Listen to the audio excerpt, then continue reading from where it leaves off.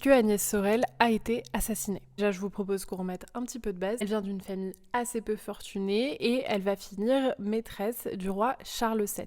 Elle a à peu près 12 ou 15 ans quand elle arrive en tant que demoiselle d'honneur au service de la reine Marie d'Anjou. Et pour l'anecdote, c'est des 17 demoiselles d'honneur celle qui est la moins bien dotée, donc qui reçoit le moins d'argent. Probablement parce qu'elle avait une grande différence de rang par rapport aux autres. Charles VII a le coup de foudre sur cette jeune fille. Et dès 1444, il va la couvrir de cadeaux. Il lui donne 3000 livres de rente comparé à la reine qui a 10 000 livres de rente par an.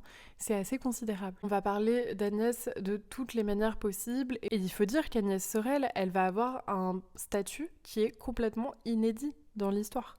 C'est une favorite et que le roi ne va pas chercher à marier.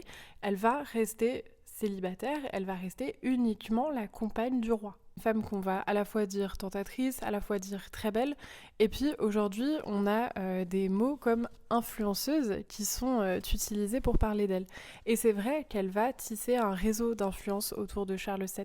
Elle va notamment réussir à lui créer énormément de fidèles qui vont entourer le roi et qui, d'une certaine manière, sont aussi fidèles d'Agnès Sorel. Qu'on soit bien d'accord, sur ce tableau, elle est représentée en vierge à l'enfant.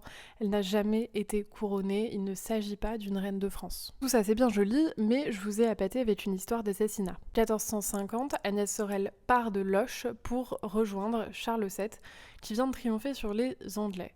Elle est enceinte de 7 mois et elle va faire un très long et périlleux voyage dans le froid.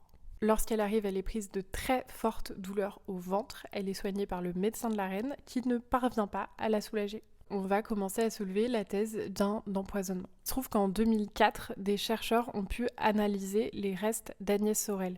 Et donc ils ont prouvé qu'il y a effectivement une quantité de mercure anormale dans son corps. Sauf que à l'époque, c'est tout à fait plausible qu'on ait utilisé le mercure en pensant que ça allait l'aider, que ça allait la soigner. Et on ne peut pas savoir si c'est un homicide ou une erreur médicale.